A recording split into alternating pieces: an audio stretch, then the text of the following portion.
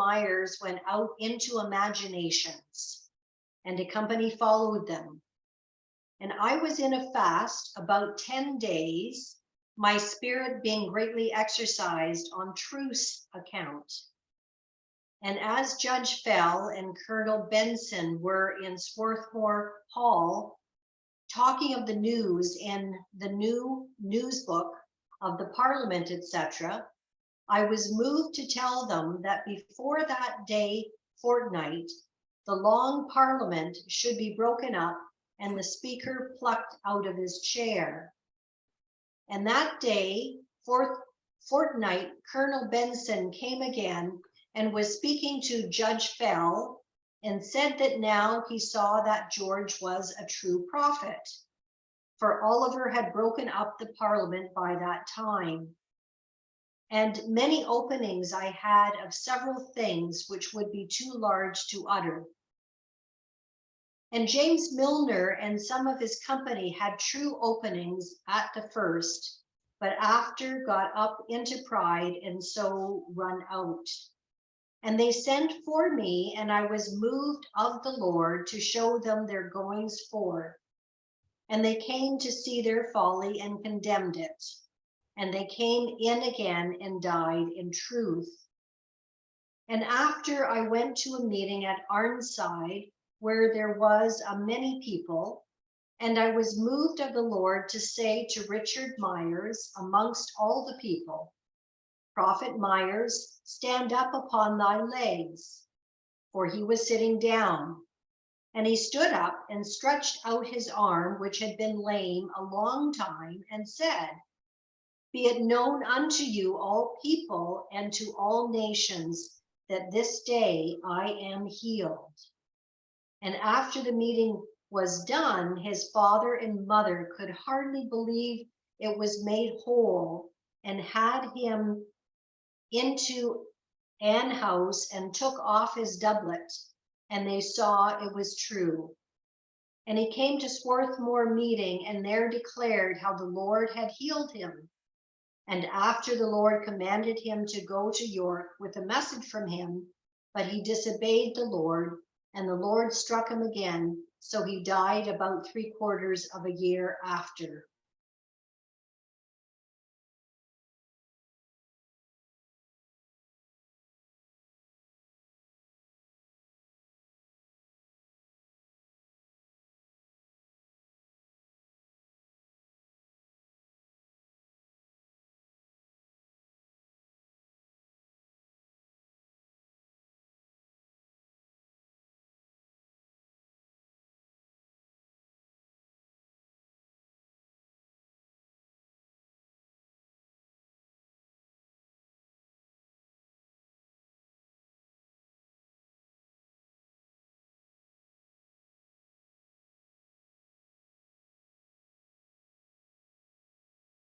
Let's hear from David.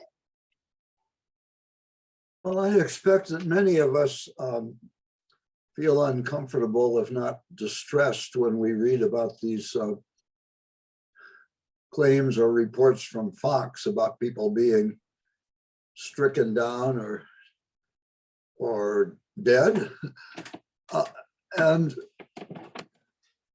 I think that for Fox, it's really a kind of cause and effect that has nothing to do with him cursing them or wishing for their death, but rather that he's warning against disobedience. That if someone is having a calling from the Lord to do something or not do something, go somewhere, and if they consciously reject it, that's pretty risky. But I don't know if this is problematic for other people. I just think that modern liberal sensitivities, in which we are so much aware of the love of God and sharing that and our part in it, and when we see what looks like divine vengeance, we have to do some work with that.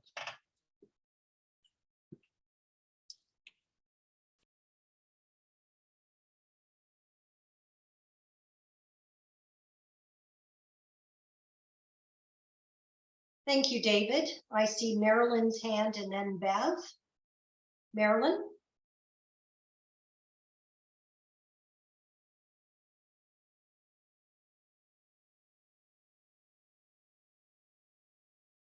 Oh, you're still Marilyn, you're muted. muted. Thank you. I've been reading the Old Testament recently, Joshua and Judges, and this is so much the story of if you don't obey, bad things will happen, and and quite violent bad things. And I just have a question about the spiritual levels. At what level are different people at different times, and what does it take for them to hear a message? And it may be that a very sensitive and evolved soul just needs a hint, a whisper, a prophet who can hear a still small voice. But for someone who's been living in a tribal, violent community, maybe they just don't get it unless it's really drastic. It's harsh, but it's a question I have.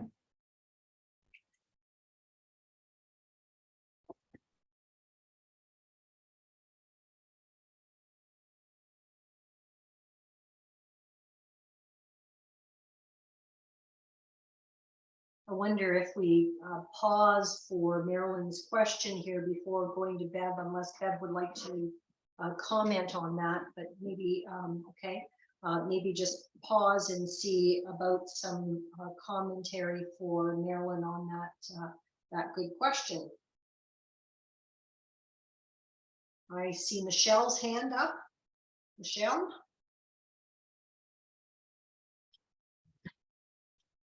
So one question, that question got me to thinking about how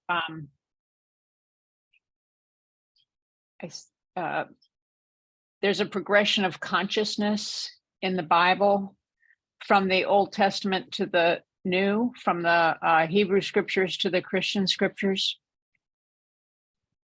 that I think people evolved in their understanding of God's action in the world.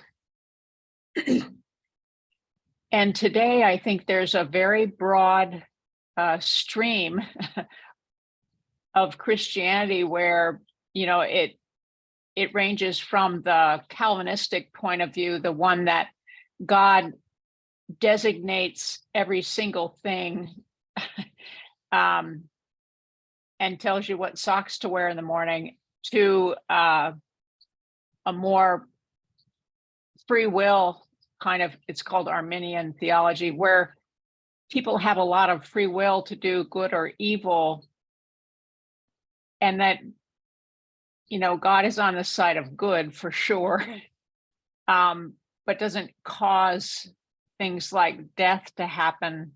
Rather, it's just a natural part of life, the way life is created, and doesn't control all events, such as a child's death or rape or anything horrible like that. So I think it's good to remember that there's just this wide understanding, a variety of understandings about how God operates in the world. And I think in Hebrew scriptures, it was pretty primitive in terms of understanding God. But people have different interpretations of how God works in the world.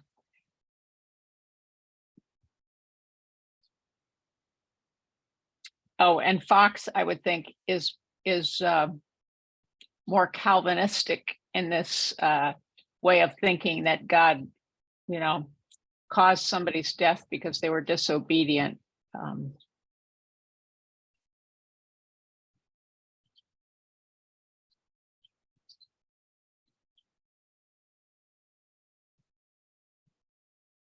Bev? I find it interesting. We looked at this passage last time that we met, and I'm glad it's I'm glad we're looking at it again. This week, I heard an interview with Neil Douglas Klotz, who translates Jesus' teaching directly from the Aramaic. And I'll put that interview in the chat when I'm done. But what we have in religion is translations through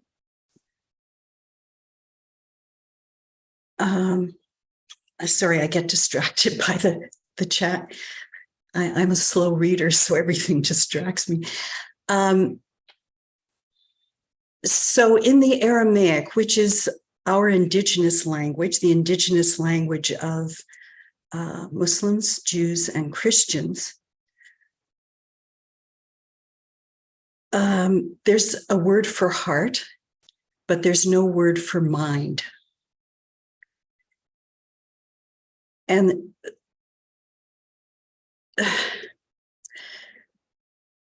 Jesus was, what am I trying to say? Things have been so mistranslated, misunderstood as they went into other languages that are noun-based, solid, which has nothing to do with the spiritual, which is verb-based, active. And when Douglas Klotz translated the Our Father, it's clear that Jesus was talking about not sin or trespass, but that we're on a path and we veer off that path, whether on purpose or by accident.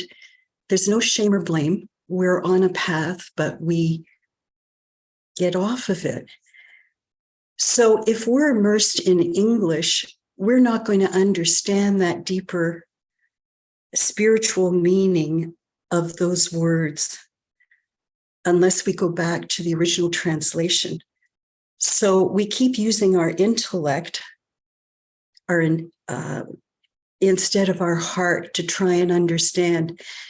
And I believe that as elders come along through the ages, as Jesus did, as the prophets did, as Fox did, as in whatever tradition, they've come along, and because of their own experience, through their heart, their soul, not through their head, they're trying to explain their experience in words that don't handle it. So when he speaks about imagination, intuition, those are all heart-based. And in the Aramaic, the heart is what knows, and the mind is just stuff around the heart. So what in his tradition we might see as so-called God's retribution is really us working things out on our own. And when we veer off the path, we suffer for it. We're unripe and we suffer for it. So it's not like we do it on purpose. It's like our society makes it very difficult to stay on the path. I hope that's, I don't know if I've been clear, but I hope that's helpful.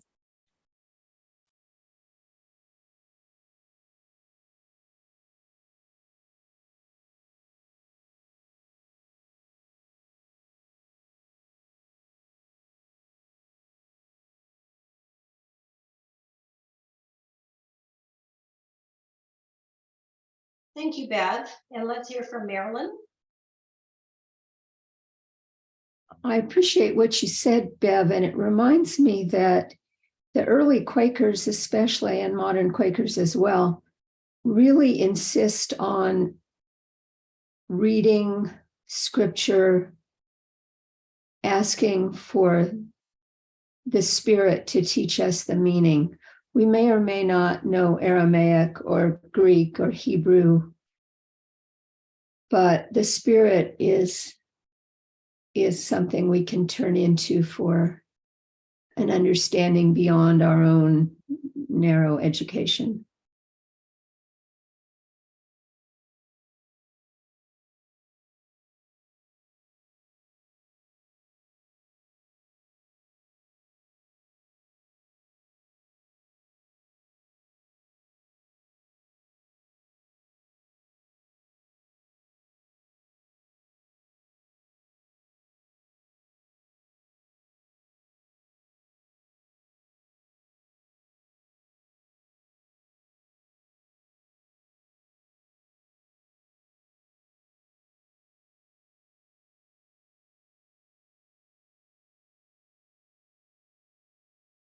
Thank you, Marilyn. Are there any other comments on this section 173, or are we ready to move on to 174?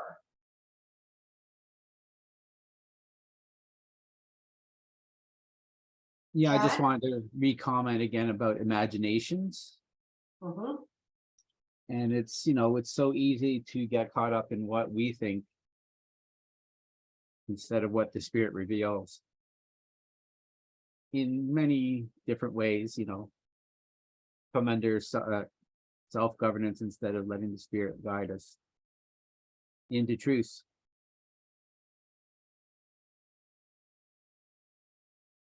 And just a comment from last time too, at the people, sometimes they start off well, but then they move off of God and go into their own self. And other people start off badly and come to God and are convinced. And we're not static creatures. And so it's a day by day, moment by moment choice that we might have as to whether we'll put God first in our lives and what He shows us, or whether we're just going to go into our own imaginations, theology, or way. And the ego flesh is always looking for self-aggrandizement.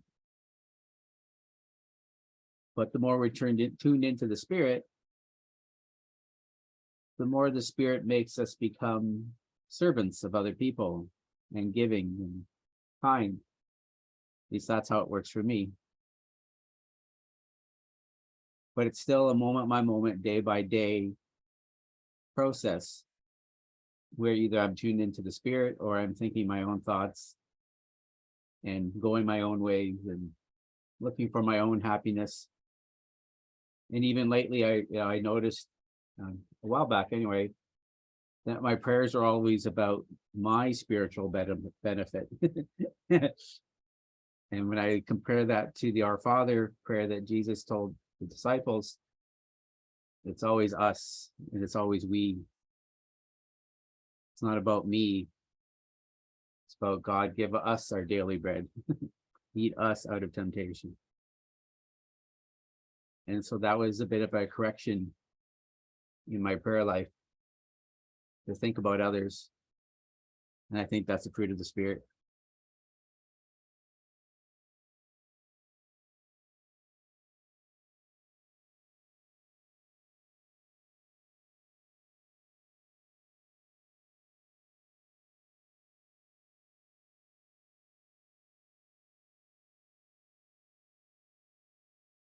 And just the meaning of words, like sometimes when we look up words, if we're looking up words in an intellectual language dictionary, Greek dictionary, a lot of times the definitions are going to be biased towards the intellect.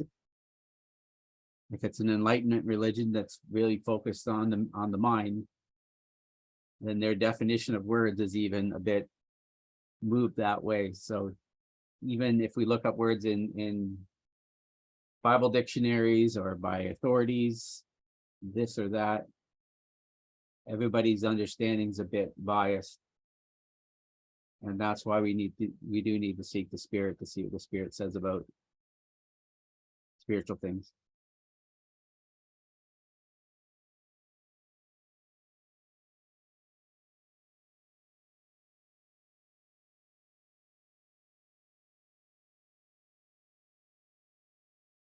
Thank you, Chad. Since we started into this section, we've had two other individuals who have joined us. Now, Earl, I believe that you've been with us before, and nice to have you back again. And Jesus, I think you may be visiting us for the first time, but if either Earl or Jesus would like to provide an introduction, I'll just leave a couple moments here for that. But if you would rather just stay in the background, that's okay too. So And our question, Earl, was icebreaker question was, what summer activity do you enjoy? Oh my. But you don't have to answer. Well,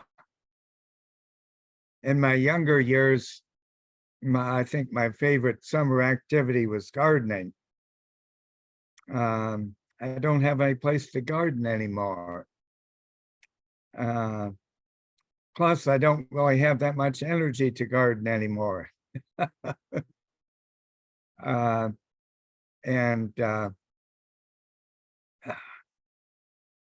My internet is unstable, but I'll turn it on my video for a minute. I think I live in Barnesville, Ohio, and enjoy doing a lot of reading and genealogy. My mother's maiden name was Pennington, and for I think all of her life, she was told that she was a direct descendant of Isaac Pennington, and I've been able to do some additional work since then and found out that indeed our ancestry goes back to first generation of Friends, but we're directly related to a Paul Pennington rather than Isaac Pennington.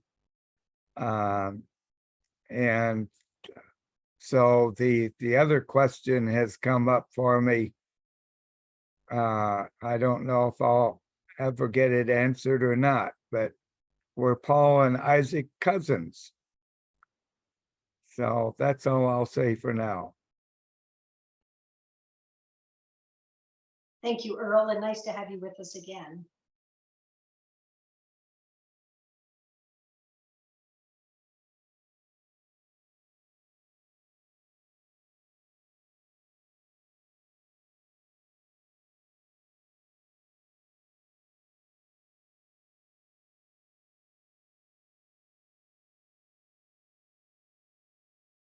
We haven't heard from Jesus, and that's okay.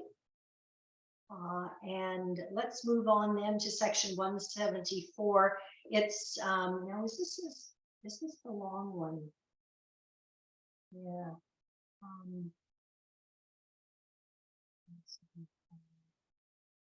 Yeah, I think it's 170. I was looking at splitting it up, but I think it's all connected into one idea. So Keep 174 as intact. I guess we have to. Okay. All right. Lynn, would you like to read this section? Thank you, Donna. Can you hear me? Yes. And great threatenings there were in Cumberland, that if ever I came there, they would take away my life. But when I heard of it, I went into Cumberland to one Miles Wennington, into the same parish, but they had not power to touch me. And also about this time, Anthony Pearson, a great persecutor of Friends, was convinced at Appleby, over whose head they carried a sword when he went to the bench. And coming over to Swarthmore, I being at Colonel West's, they sent for me, and Colonel West said, "Go, George, for it may be of great service to the man." And the Lord's power reached him. About this time, the Lord opened several mouths to declare the truth to priests and peoples, so that several were cast into prison.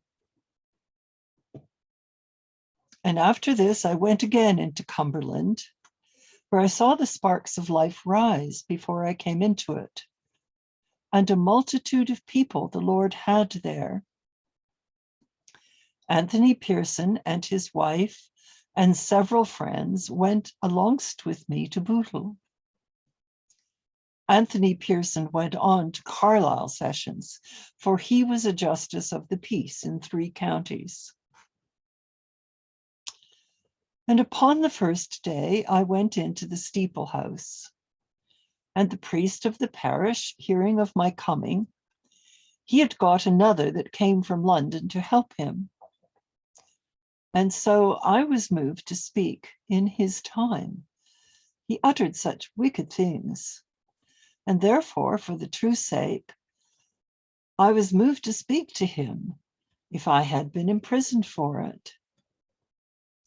So they haled me out, and people were mighty rude, and struck and beat me in the steeple house yard.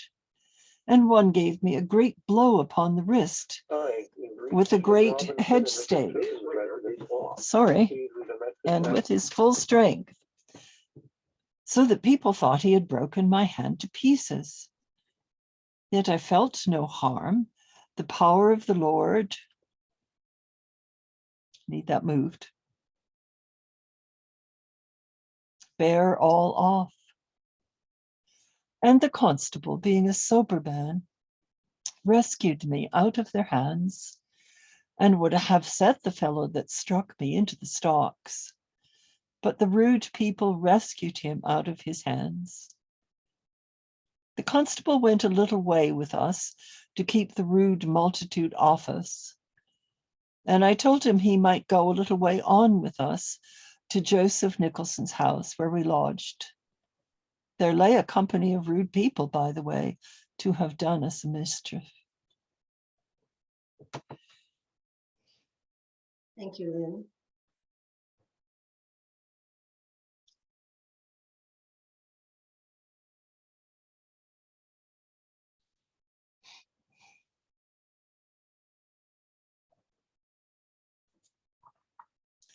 I do have to ask, as I read it, I didn't know what was meant by over whose head they carried a sword when he went to the bench. It seems to me, well, he was a justice of the peace, so he had an official capacity at the bench, but I don't know what the carrying of the sword signifies.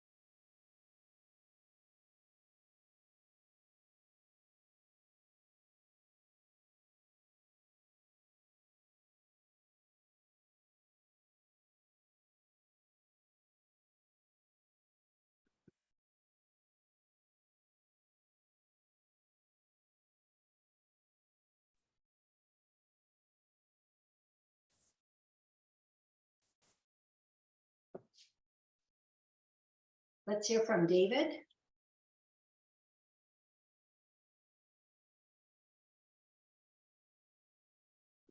David, you're muted.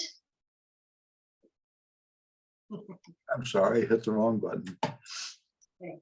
I don't have any factual basis for this, but I'm going to surmise that it was a badge of office, such as what the king carries, an orb and a scepter. Now, whether justices of the peace have a ceremonial sword, I mean, I think it's honorific rather than anything of a threat.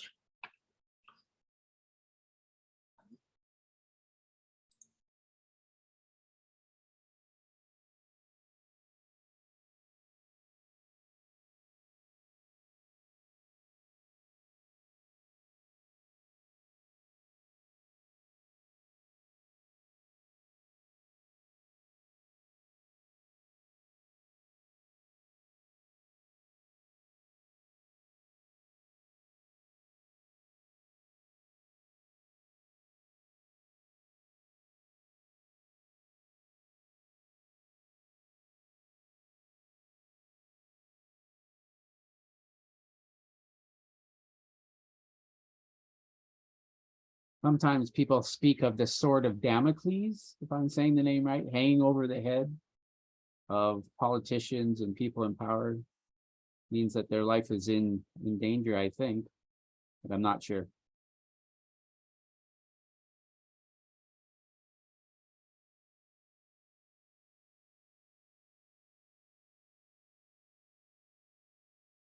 Busy.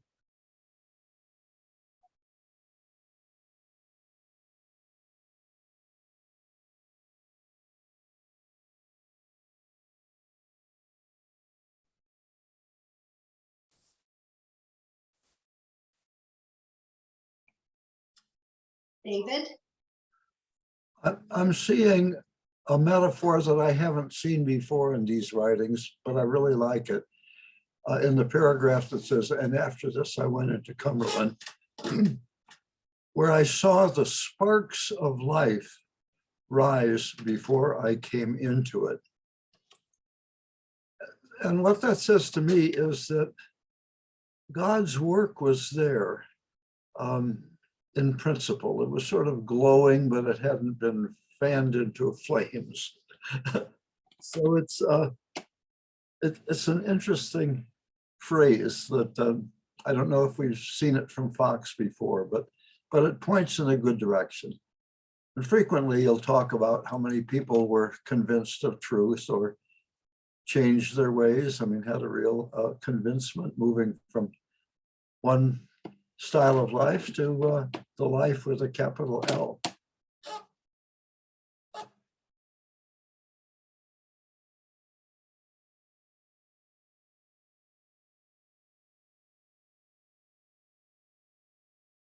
Thank you, David. And let's hear from Earl.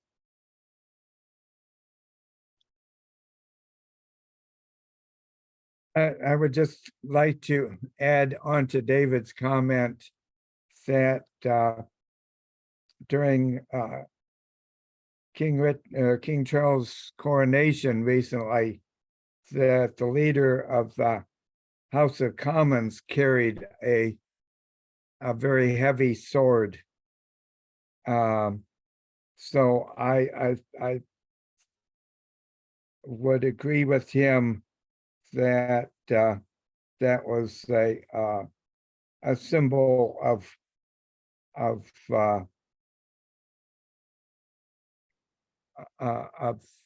the state. And another interesting point is that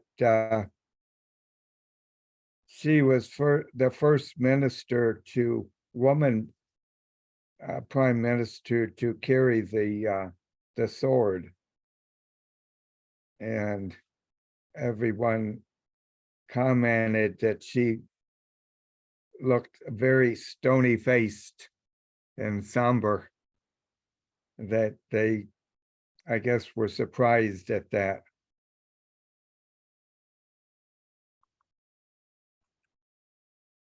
Earl, surprised at her stony face or surprised that it was a woman who carried the sword? Yeah, her stony face.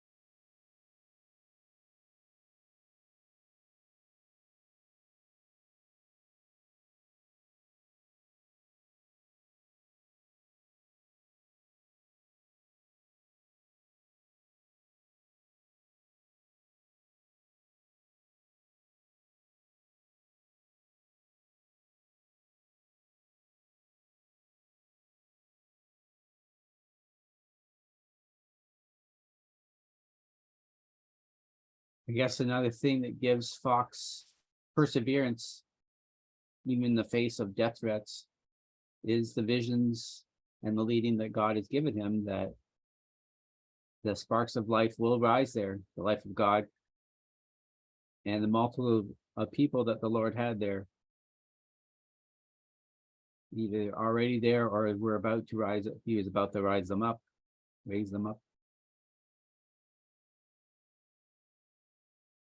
And we see, even in the persecutions, how God preserves him sometimes, preventing injury or healing injury that the crowd sometimes do. But it is interesting to note that God doesn't always prevent the injuries or the pain thereof or the imprisonings. But even in the midst of trials, God lifts us up, especially as we focus on his presence within.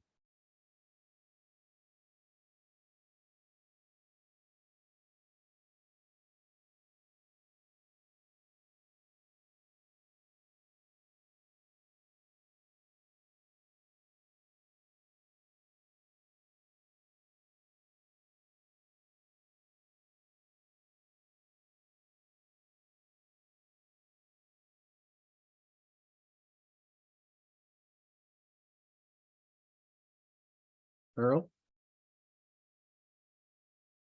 Is that- If I'm remembering right, at that point, there was generally an occasion for anyone in the congregation to stand up and either add to what the priest was saying or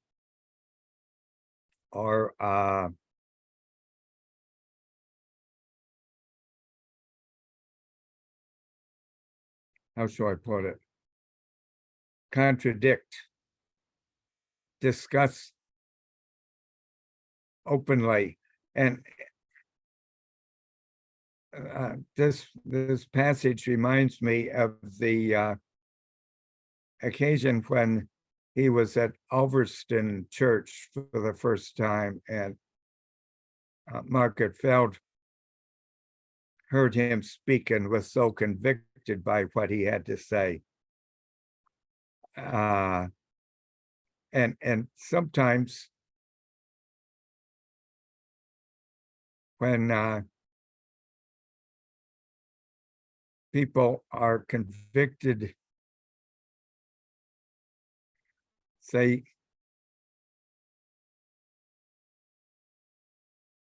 instead of accepting the criticism, they rebel against it. And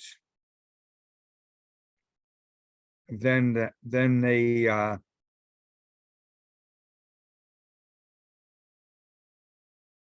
let others know, whenever you see or hear of this fellow being in such and such a place, be sure and give him a hard time.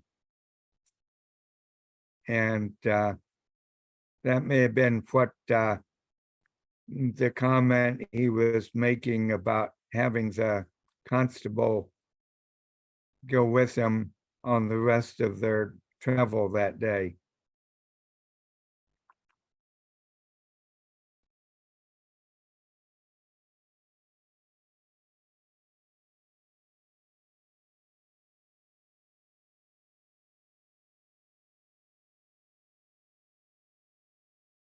Yes, in the very next section, Fox talks about the priest having his hourglass and having done, then others had their time that they can speak. So if we get there this week, then we'll see that, yeah, that was the custom of the day, quite common.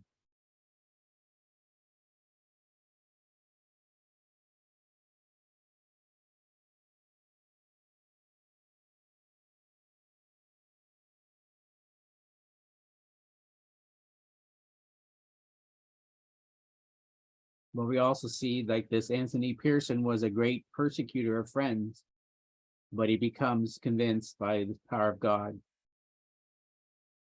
And it's not like men deciding that this is right or this is wrong and switching denominations. It's the power of God convincing us from within. And I've stated before, we resist until we can't anymore. And it's the graciousness of God that allows us to resist. And it's the graciousness of God that persists in searching us out and following after us until we be completely won over. And even that is just the beginning of our walk with God.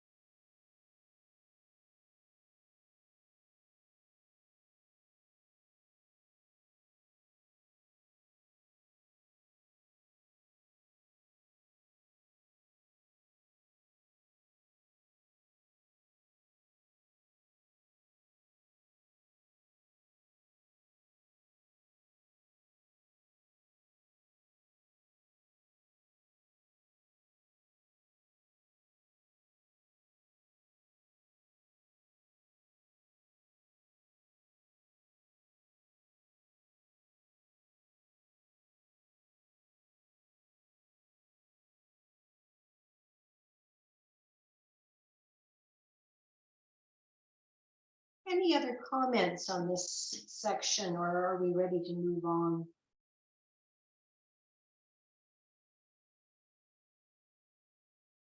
I would just like to respond to that last comment about just beginning our walk.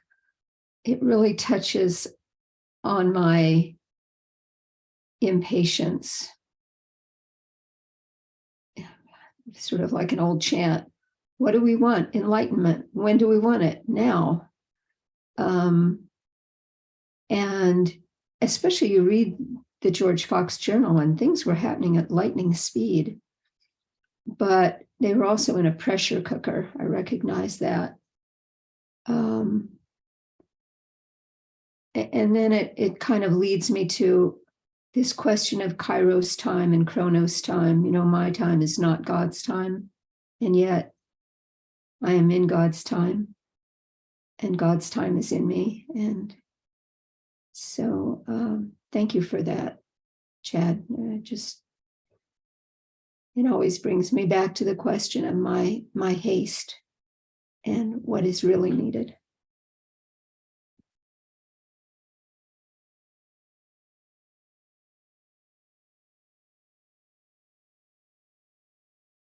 I'm often after God to just make me perfect. Let's forget about this process. But the process keeps us heavily reliant on him and connected to him and focused on him, which is the best blessing that we could have anyway. And so we remain dependent on his provision moment by moment and day by day. And I'm not saying that that's not true during, if he just made me perfect all of a sudden, but it adds something to it. It adds a humility and a compassion for other people that are in the same condition.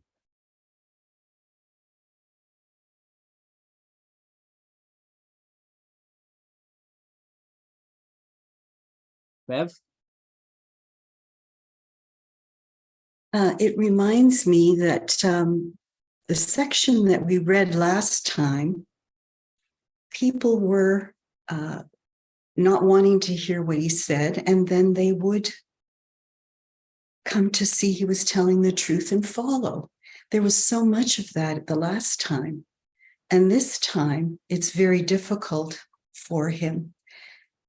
And it's a lesson to me that, yes, there will be times when things will go well, and there will be times of extreme difficulty. Nothing is permanent, but those times that are difficult teach us something. And there will always be both going on.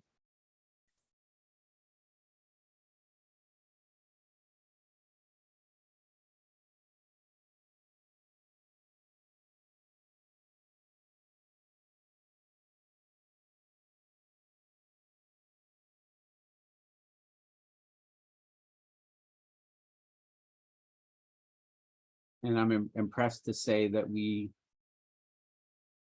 don't move in God for the effect on people, although that's lovely to see when people receive and are affected and are transformed and are rescued from darkness to light and come to know the infinite love of God. That's gratifying. But we minister to please God alone, not even ourselves. And some people put that in words.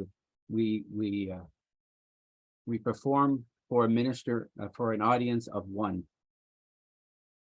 that being God. And we're faithful to what he wants us to do in the way that he wants us to do it.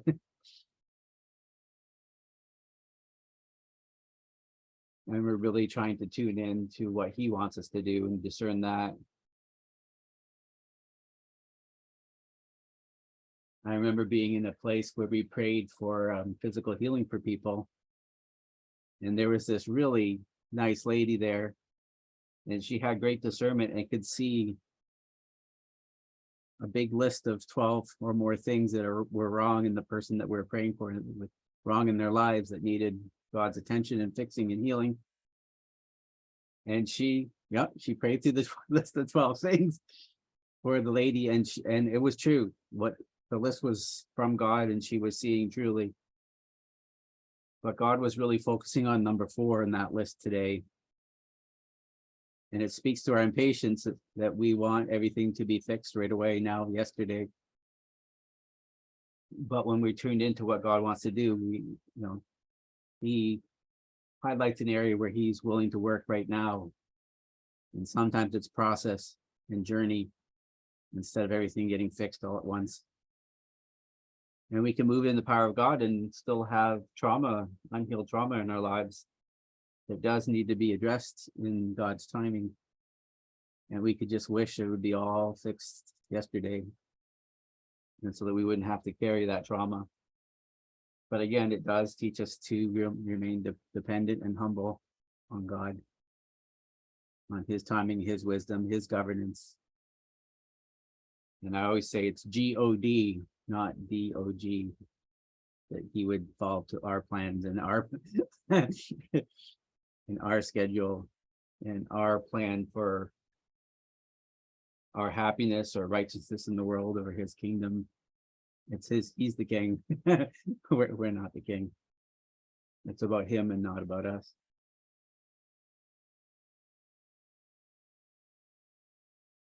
Well, the next section's awfully big too, but maybe we could read it to the end of the page plus one more paragraph.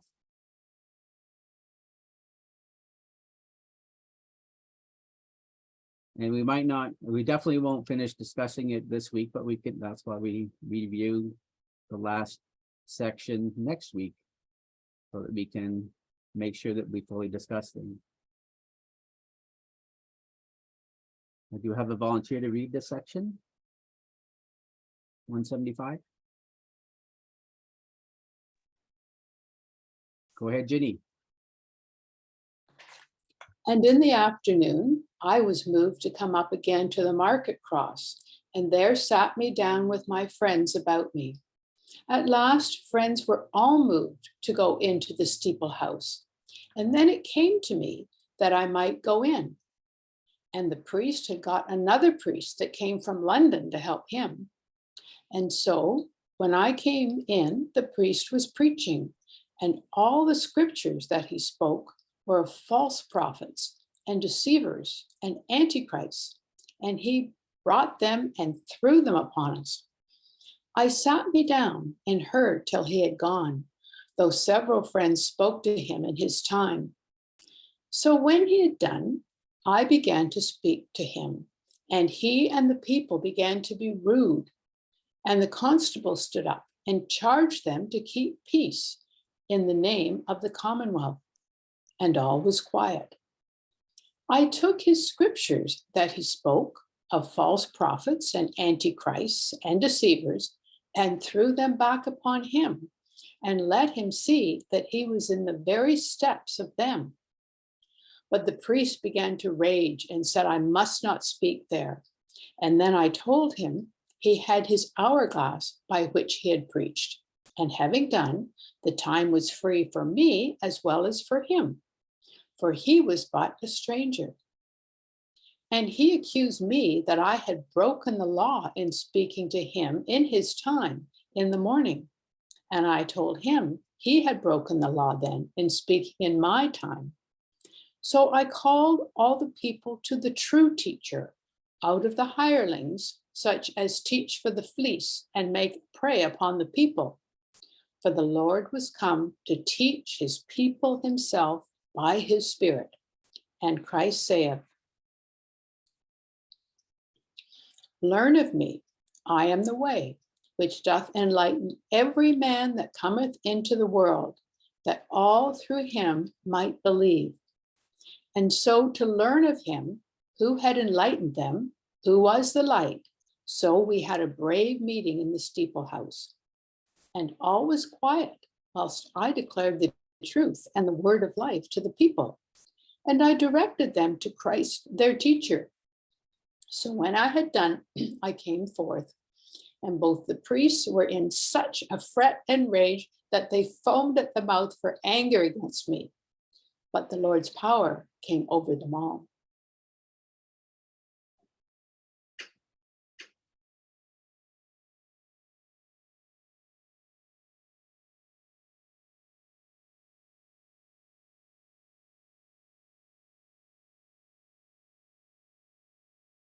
Thank you, Ginny. And let's hear from David.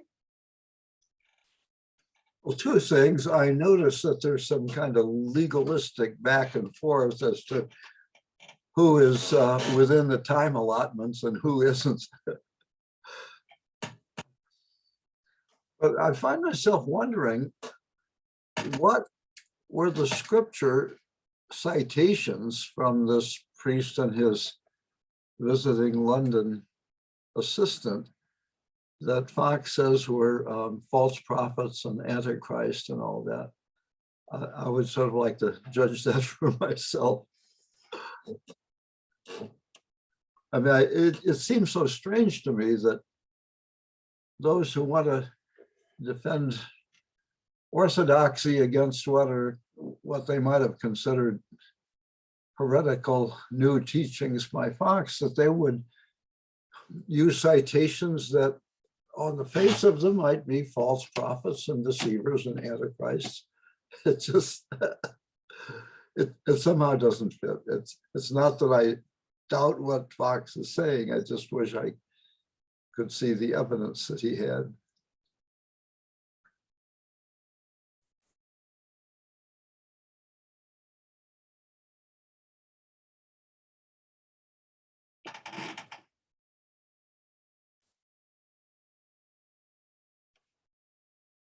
It's amazing to me how afraid of Fox they were that he called up this, super preacher from London to come and refute Fox.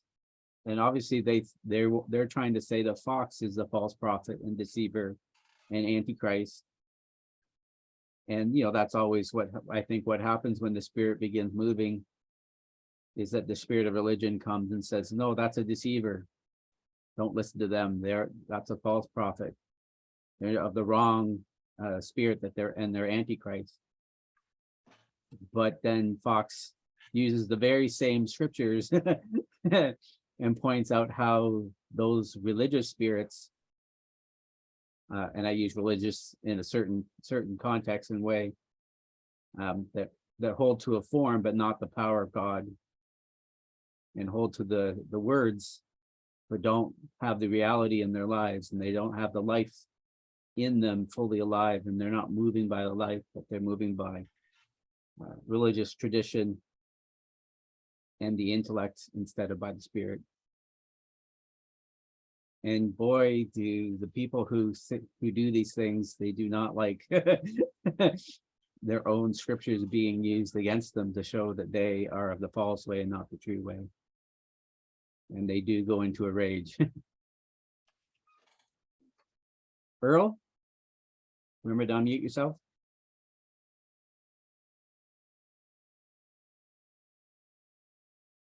Remember to unmute yourself, Earl. Good.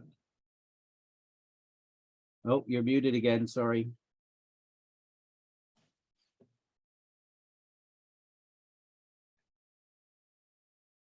Try again to unmute yourself. There you go. And yeah, I was having trouble because of my weak Wi-Fi here today. The question that came to me was this priest preaching out of Revelation? And I know that there are so many, shall we say, false interpretations of the book of Revelations through the centuries that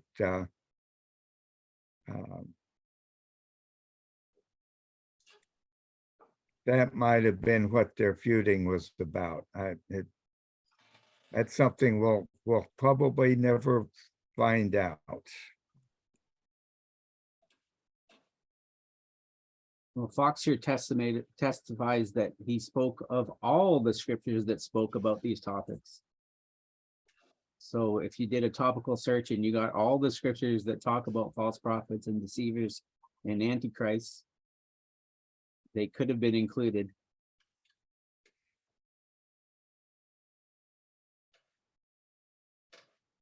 Bev?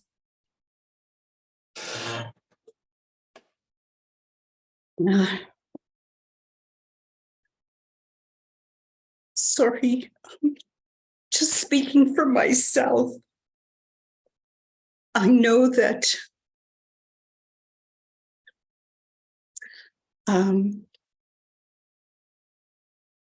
I feel my back go up when certain things happen, whether it's in this group or in society, that I know I've grown up in a society which is like a cult, actually, and it has certain belief systems, like that the intellect is more important than the heart and the spirit.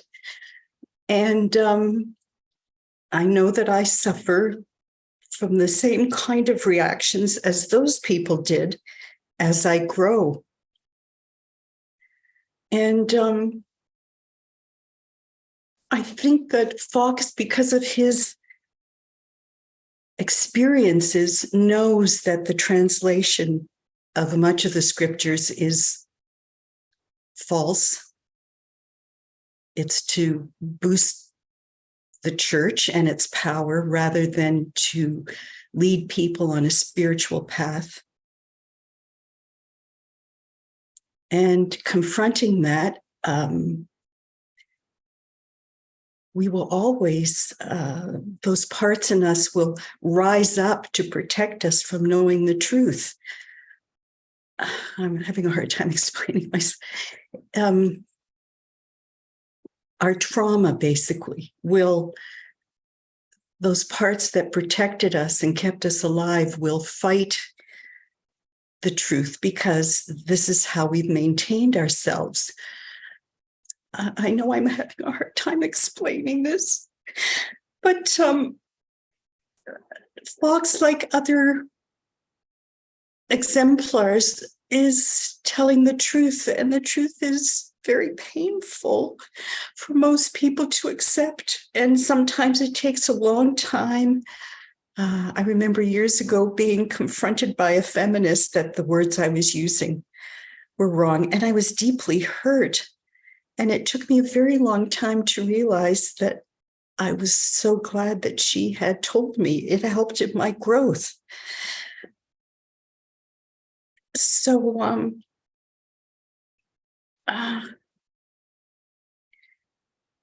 I think it's very important to understand that it will always be a struggle until people are ready to trust their experience, their internal experience over doctrine. And I guess that's what I wanted to say.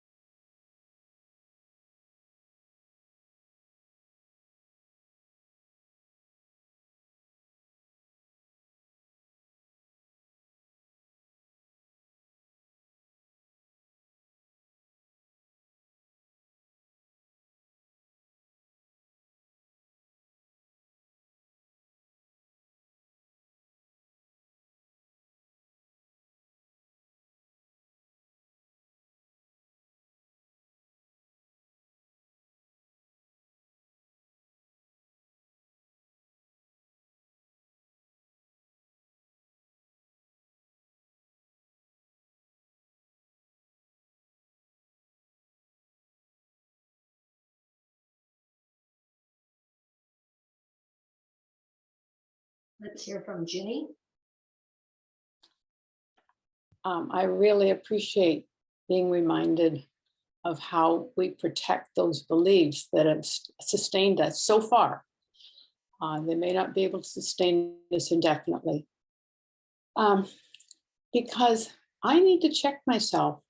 When I read these stories of George Fox, I tend to feel so self-righteous about all those people that resisted.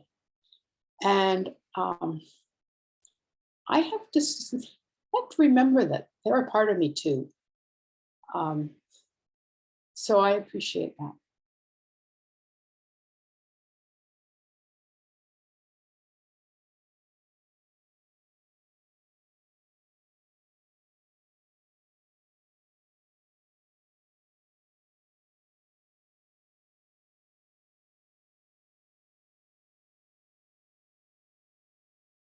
Thank you, Ginny. And let's hear from David.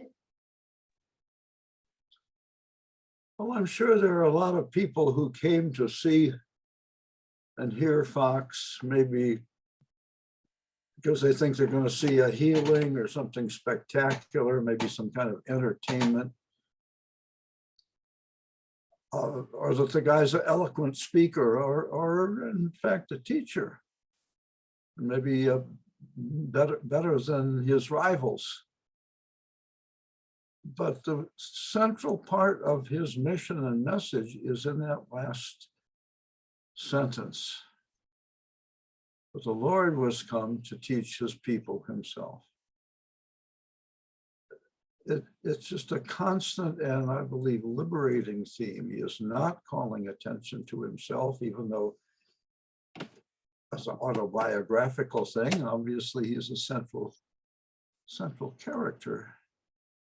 But I just think this is the kernel of his message, comes to turn people to their true teacher. And it's so much more compelling and liberating than anything that may come out of an ecclesiastical debate.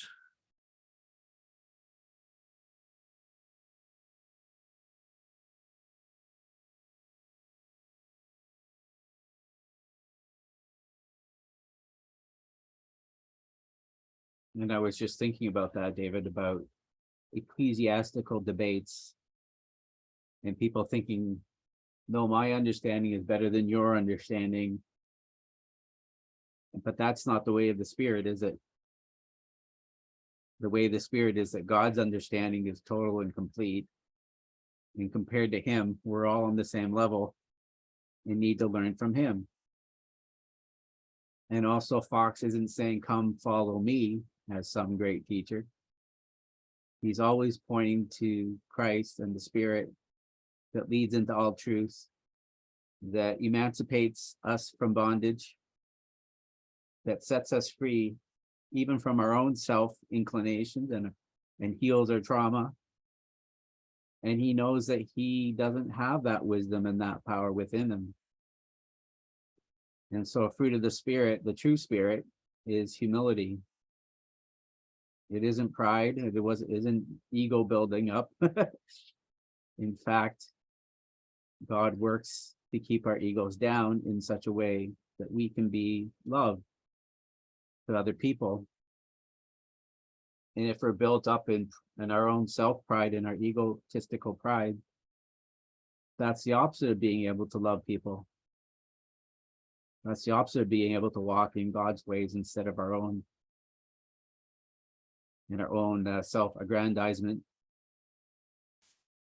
There's an English word that means self-aggrandizement. Please tell me what it is, because it's hard to say.